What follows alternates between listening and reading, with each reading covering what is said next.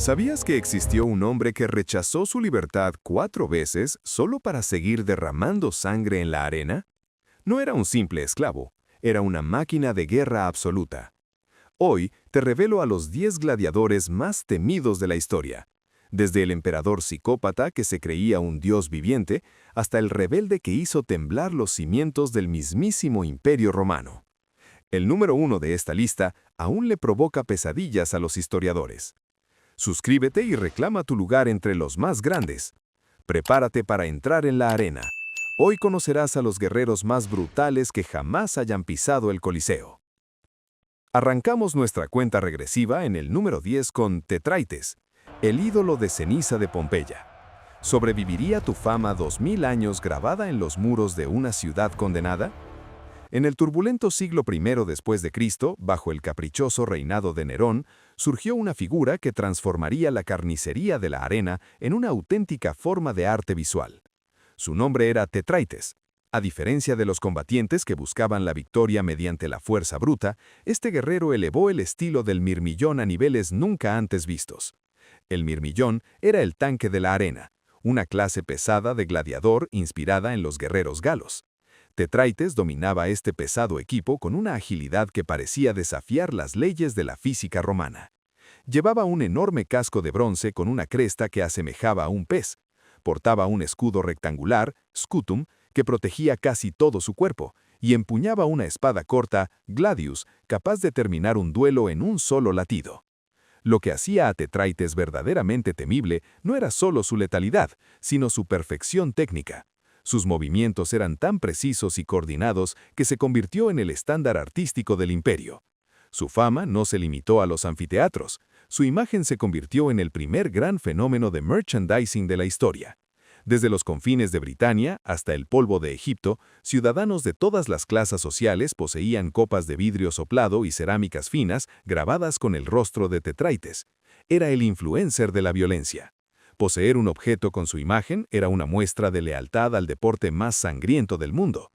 La grandeza de Tetraites no es un invento de cronistas modernos. La prueba definitiva de su letalidad quedó congelada en el tiempo gracias a la tragedia de Pompeya. En las paredes exteriores de las casas pompeyanas, los arqueólogos descubrieron grafitis originales dibujados por fanáticos extasiados después de sus combates.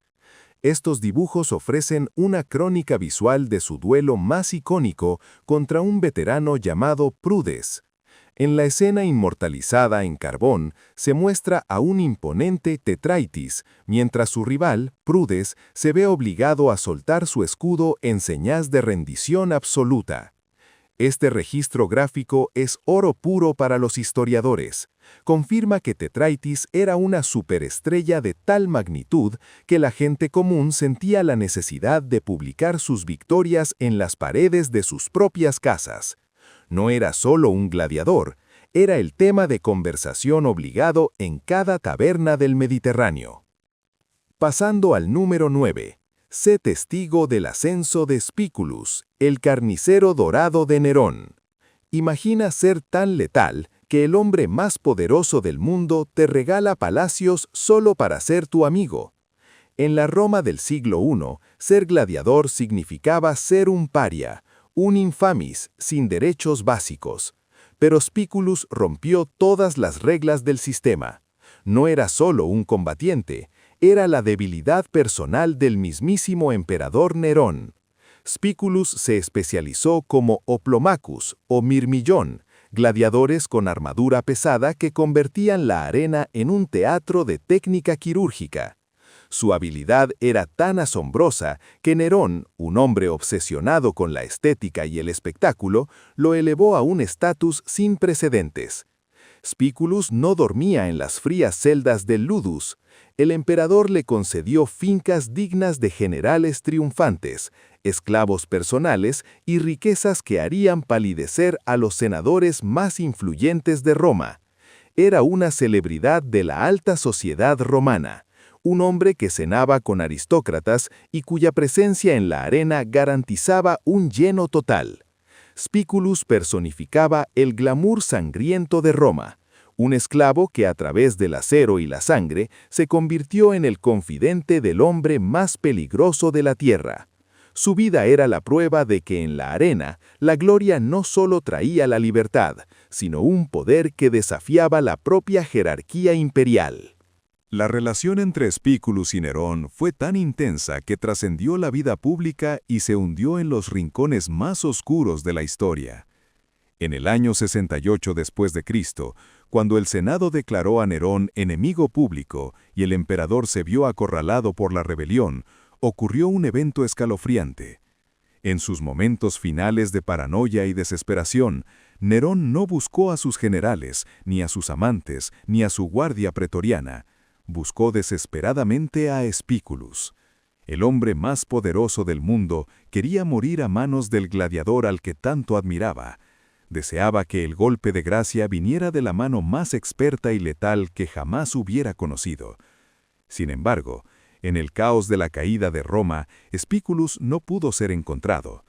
Incapaz de localizar a su guerrero favorito, Nerón tuvo que recurrir a su secretario para quitarse la vida, lamentándose de no poder tener un final digno de gladiador a manos de su campeón. Esta conexión fatal demuestra que Spículus no era solo un luchador, era el guardián de la voluntad del César. En el número 8 encontramos al luchador versátil más mortífero, Hermes, el camaleón del combate.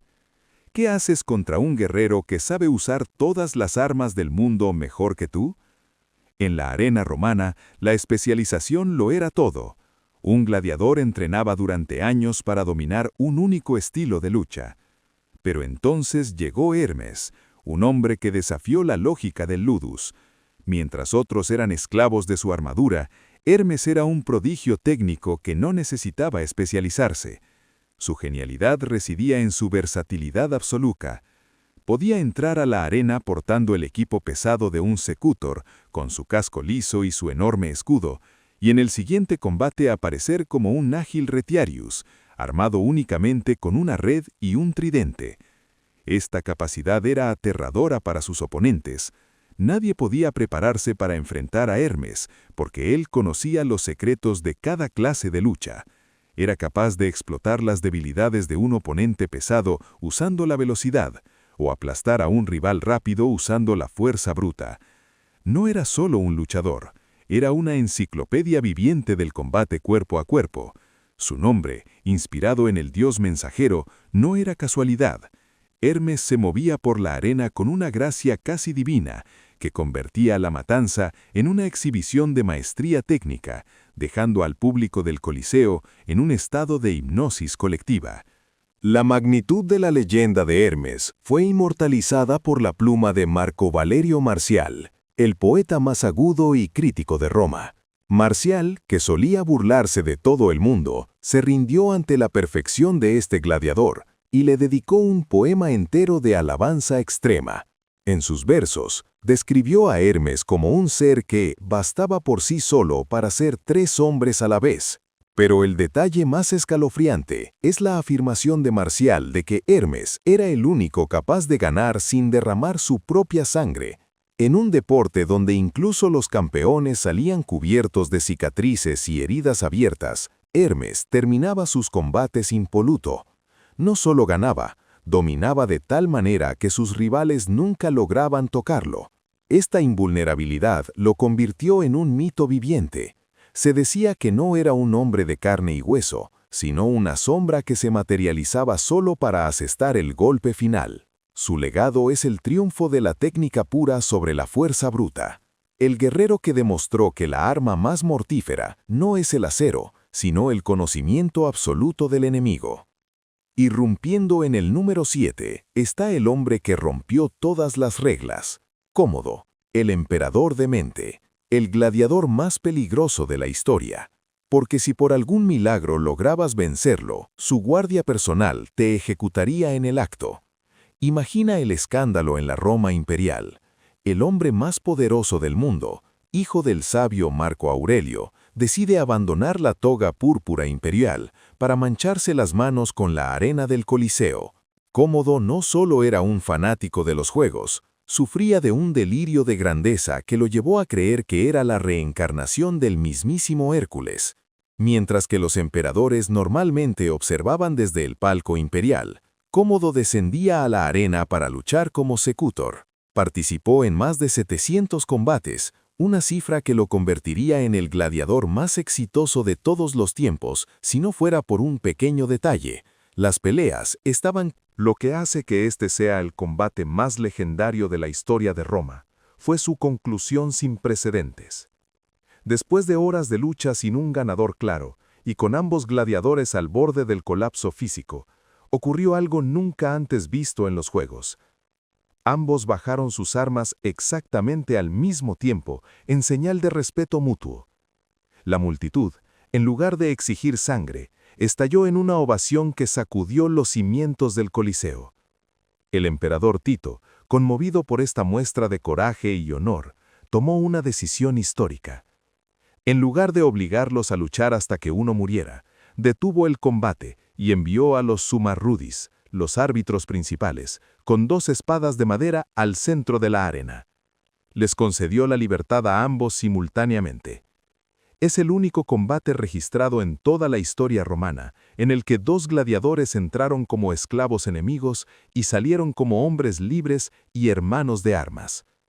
Este acto no solo salvó sus vidas, sino que convirtió su rivalidad en el símbolo eterno de que, en la arena, el honor puede ser más poderoso que la muerte. A mitad de camino, en el número 5, conoce a la figura inesperada, Marco Atilio, el asesino de gigantes. Un esclavo novato sin una sola pelea, que humilló al campeón invicto de Roma en su propio terreno. En la jerarquía de la arena, los novatos o tirones solían ser carne de cañón, destinados a morir rápidamente para calentar a la multitud antes de los eventos principales. Pero Atilio destrozó todas las reglas del sistema romano. A diferencia de la mayoría, Atilio no nació encadenado. Era un ciudadano romano libre que tomó la desesperada decisión de alistarse en un ludus, escuela de gladiadores, para pagar sus enormes deudas. Entrar a la arena voluntariamente se consideraba una desgracia social, pero Atilio lo convirtió en una plataforma para la leyenda. Se entrenó como mirmillón, empuñando el pesado equipo de los pesos pesados. Su debut era una sentencia de muerte anunciada. Lo enfrentaron a Hilaro, un veterano consagrado que pertenecía a la mismísima escolta imperial y que ostentaba una aterradora racha de 13 victorias consecutivas. Nadie apostaba por el novato. Sin embargo, cuando se abrieron las puertas, Atilio no mostró miedo, sino una inteligencia táctica superior y una frialdad técnica que silenció a 50.000 espectadores. Esquivó los ataques del campeón y en un movimiento maestro logró someter al invicto Hilaro, obligándolo a rendirse. Marco Atilio no solo sobrevivió, destruyó la reputación del guerrero más temido de su tiempo en su primer día de trabajo. Lo que hace de Marco Atilio un caso único para los arqueólogos es que su meteórico ascenso quedó registrado con una precisión casi periodística en los muros de las ciudades romanas. No solo nos basamos en leyendas, se han encontrado mosaicos y grafitis específicos en Pompeya que detallan su carrera pelea por pelea. Tras derrotar a Hilaro, su siguiente oponente fue Lucius Raesius Félix, otro veterano con 12 victorias en su haber. Atilio también lo derrotó. Era el asesino de gigantes oficial de Roma. Su fama fue tal que, a diferencia de otros gladiadores vistos como meras bestias, Atilio fue retratado en el arte con una dignidad reservada para los héroes mitológicos. Los registros sugieren que su técnica era tan eficiente que rara vez recibía daño, lo que le permitió sobrevivir a una serie de combates contra los mejores luchadores del imperio, algo estadísticamente imposible para un hombre que empezaba de cero, sin herencia guerrera. Su legado demostró que la mente y la estrategia son las armas más mortíferas en la arena, convirtiendo a un simple deudor en un icono inmortalizado en piedra para toda la eternidad. El siguiente, en el número 4, es el cazador de monstruos, Carpóforo, el exterminador de bestias. Mientras otros hombres ganaban fama matando humanos, Este guerrero se convirtió en leyenda cazando monstruos. En la antigua Roma, existía una casta de guerreros distinta a todas las demás, los bestiarios. Su escenario no era el duelo de espada contra espada, sino la lucha desesperada contra la furia de la naturaleza. Entre todos ellos, el nombre de Carpóforo brillaba con un aura de terror y asombro. Este hombre no era un simple matarife de animales, era un especialista en el exterminio de las bestias más peligrosas del mundo conocido. Imagina la escena, el Coliseo recién inaugurado, el suelo temblando por los rugidos de bestias traídas de los rincones más oscuros de África y Asia. Carpóforo entraba en la arena armado con poco más que una lanza, venabulum, o una daga, enfrentándose a la velocidad de los leopardos y la fuerza bruta de los leones. Su destreza física era tan imponente que el público romano, bien acostumbrado a la muerte, lo comparaba con el mismísimo Hércules. No se trataba solo de matar, se trataba de hacerlo con una elegancia y valentía que desafiaban la lógica humana. Carpóforo no solo sobrevivía a garras y colmillos, dominaba a las bestias con una frialdad técnica que hacía que los depredadores más temidos de la creación parecieran presas fáciles en su presencia. Lo que eleva a Carpóforo al Olimpo de los gladiadores es una hazaña registrada por el poeta marcial que parece sacada de una película de fantasía, pero fue una realidad histórica durante la inauguración del Coliseo. En un solo día de juegos, Carpóforo ejecutó a 20 bestias salvajes consecutivamente. No estamos hablando de animales domésticos. Los registros detallan que, ante una multitud extasiada, despachó a un rinoceronte, un oso enorme, un león y un leopardo en una sucesión implacable de combates. El momento más impresionante de ese día fue su enfrentamiento con el rinoceronte, un animal que los romanos apenas entendían y consideraban casi invencible. Carpóforo, usando solo su fuerza y una lanza, logró derribar a la bestia con un solo golpe preciso. Una hazaña que Marcial describió como un acto que el propio dios Marte habría envidiado. Esta capacidad para luchar contra múltiples especies de forma consecutiva demuestra que poseía un conocimiento anatómico y unas velocidades de reacción sobrehumanas. Carpóforo fue el hombre que demostró que el ingenio y el acero romanos podían someter incluso al corazón más salvaje de la naturaleza. Entrando en el top 3 con pura sed de venganza, está Crixo, el azote de Roma. Él no quería recuperar su libertad, quería ver a Roma arder bajo sus pies. En las sombras del Ludus de Lentulus Batiato en Capua se forjó una de las figuras más aterradoras que jamás haya pisado la arena, Crixo. Este guerrero de origen galo no era solo un gladiador de élite, era una fuerza de la naturaleza impulsada por un odio visceral hacia sus captores. Mientras otros soñaban con sobrevivir para comprar su retiro, Crixo vivía para el conflicto. Como gladiador de peso pesado, su estilo se basaba en una agresividad incontrolable y una fuerza física que pocos podían igualar. Pero su verdadera leyenda comenzó cuando, junto a Espartaco, lideró la fuga masiva que desató la Tercera Guerra Servil. Crixo se convirtió en el ejecutor de la rebelión, el general que comandaba a los guerreros galos y germánicos con una furia a la que las legiones romanas no estaban preparadas para enfrentarse. No era un estratega defensivo, era un destructor. Bajo su mando, los esclavos rebeldes dejaron de ser fugitivos y se convirtieron en un ejército que saqueó el sur de Italia, derrotando a pretores y cónsules por igual. Para Crixo, la guerra no era un medio para un fin, sino el fin en sí mismo, la oportunidad de devolver a Roma cada gota de sangre y cada humillación sufrida en las cadenas del anfiteatro. Imagina la escena. El Coliseo recién inaugurado. El suelo temblando por los rugidos de bestias traídas de los rincones más oscuros de África y Asia. Carpóforo entraba en la arena armado con poco más que una lanza, venabulum, o una daga, enfrentándose a la velocidad de los leopardos y la fuerza bruta de los leones. Su destreza física era tan imponente que el público romano, bien acostumbrado a la muerte, lo comparaba con el mismísimo Hércules. No se trataba solo de matar, se trataba de hacerlo con una elegancia y valentía que desafiaban la lógica humana. Carpóforo no solo sobrevivía a garras y colmillos, dominaba a las bestias con una frialdad técnica que hacía que los depredadores más temidos de la creación parecieran presas fáciles en su presencia. Lo que eleva a Carpóforo al Olimpo de los gladiadores es una hazaña registrada por el poeta Marcial que parece sacada de una película de fantasía, pero fue una realidad histórica durante la inauguración del Coliseo. En un solo día de juegos, Carpóforo ejecutó a 20 bestias salvajes consecutivamente. No estamos hablando de animales domésticos. Los registros detallan que, ante una multitud extasiada, despachó a un rinoceronte, un oso enorme, un león y un leopardo en una sucesión implacable de combates. El momento más impresionante de ese día fue su enfrentamiento con el rinoceronte, un animal que los romanos apenas entendían y consideraban casi invencible.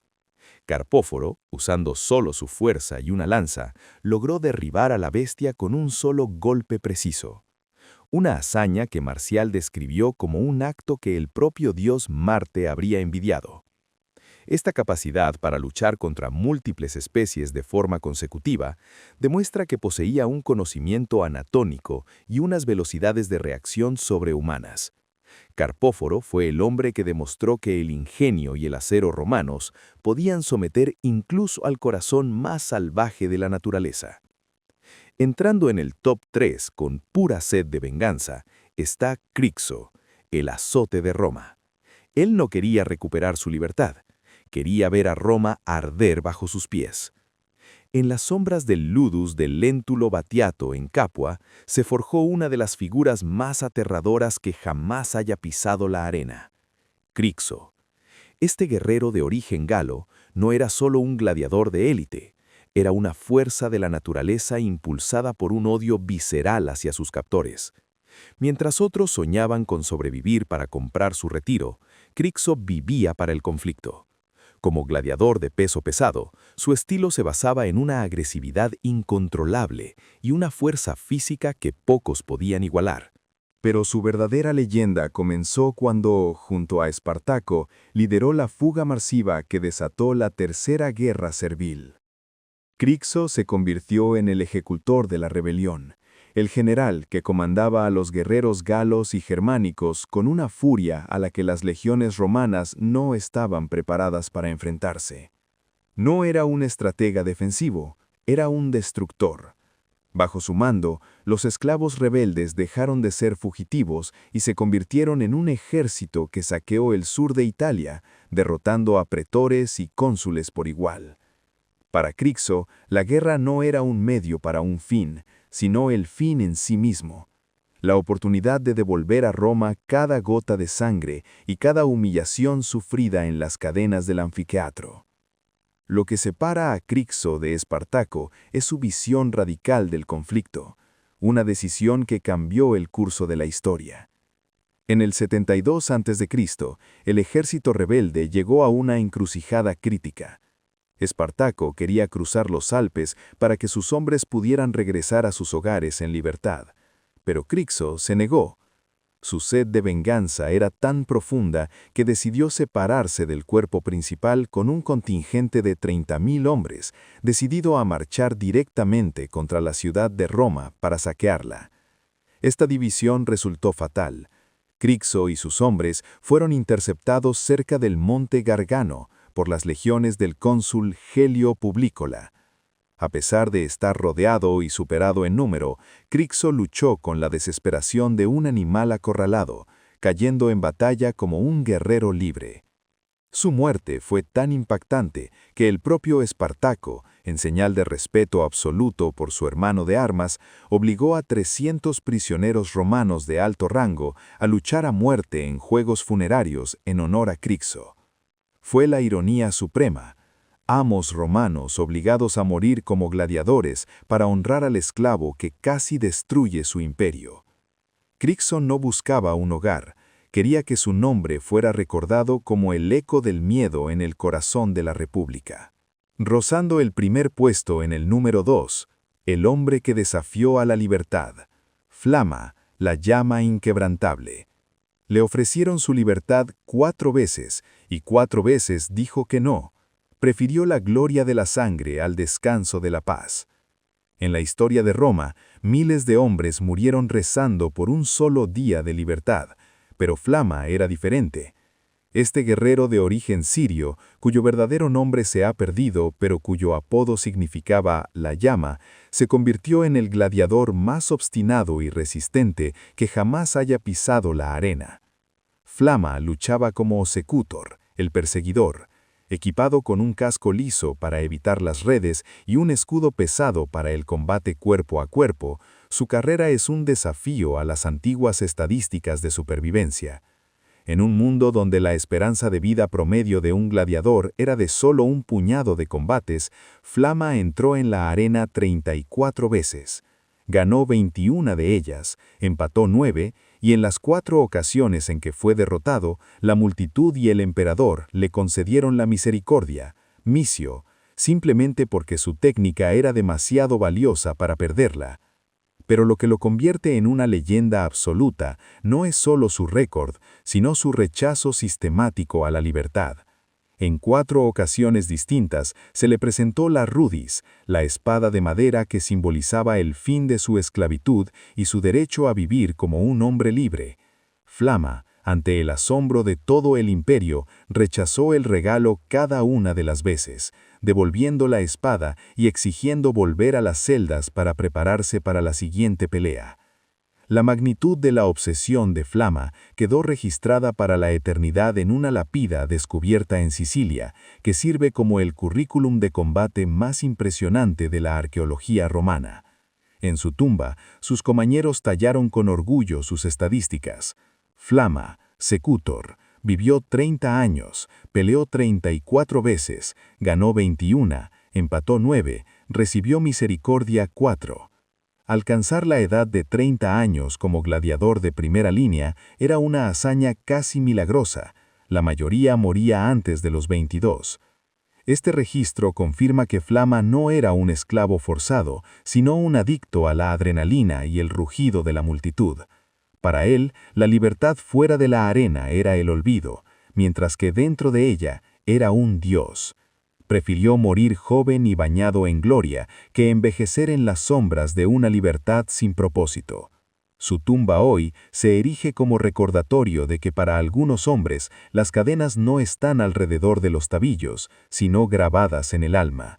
Su legado es de perseverancia absoluta, el hombre que eligió ser el rey de los esclavos antes que un ciudadano ordinario. Y finalmente, en el número 1, la leyenda que desafió a un imperio. Espartaco, la pesadilla de Roma. El hombre que pasó de ser un esclavo encadenado a convertirse en la peor pesadilla de las legiones romanas. En la cima de nuestro ranking se encuentra algo más que un simple luchador. Es un símbolo de libertad que sacudió los cimientos del mundo antiguo. Espartaco, un tracio de fuerza prodigiosa y una inteligencia táctica que rivalizaba con los mejores generales de Roma, fue vendido como gladiador al Ludus de Batiato en Capua.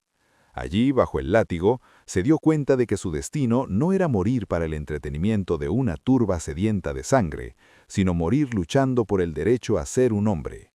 En el 73 a.C., lideró a 70 compañeros en una fuga desesperada usando solo cuchillos de cocina, desatando lo que se conocería como la Tercera Guerra Servil. Espartaco no era un mero fugitivo, era un genio militar. Transformó a miles de esclavos, pastores y marginados en un ejército profesional capaz de aniquilar a las legiones romanas en batalla abierta. Durante 2 años, derrotó a 9 ejércitos consulares, humillando a los generales más prestigiosos de la República. Espartaco no buscaba el trono de Roma, buscaba el camino hacia los Alpes, guiando a su pueblo hacia la libertad. Se convirtió en el terror supremo para la élite romana, el esclavo que demostró que el poder de Roma no era invencible y que la dignidad humana es un fuego que ninguna cadena puede extinguir. La grandeza de Espartaco queda plasmada en un acto final de valentía que ocurrió antes de su última batalla contra las fuerzas de Marco Licinio Craso en el río Silario. Con su ejército acorralado y superado en número, sus oficiales le trajeron su caballo para que pudiera liderar la carga o escapar si la situación se volvía desesperada. Ante el asombro de sus hombres, Espartaco desenvainó su espada y mató a su propio caballo. Miró a sus tropas y declaró: «Si ganamos hoy, tendré muchos caballos mejores de los romanos. Si perdemos, no necesitaré ninguno. Con este gesto, eliminó cualquier posibilidad de retirada y cargó a pie en la vanguardia, intentando abrirse paso a tajos a través de miles de soldados para matar a Craso personalmente. Espartaco cayó en el fragor de la batalla, luchando como un león hasta su último aliento. Su cuerpo nunca fue encontrado entre la montaña de cadáveres, alimentando la leyenda de que su espíritu nunca murió. Roma, en un acto de venganza y miedo, crucificó a 6.000 de sus seguidores a lo largo de la Vía Apia, pero el nombre de Espartaco se elevó por encima de las cruces, convirtiéndose en el ícono eterno de la resistencia contra la opresión.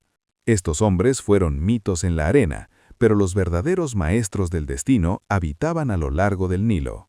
Haz clic aquí para ver a los 10 dioses egipcios más poderosos de la mitología. ¿Cuál fue tu gladiador favorito? Házmelo saber en los comentarios, deja un me gusta y suscríbete para más leyendas épicas. Nos vemos en el próximo video.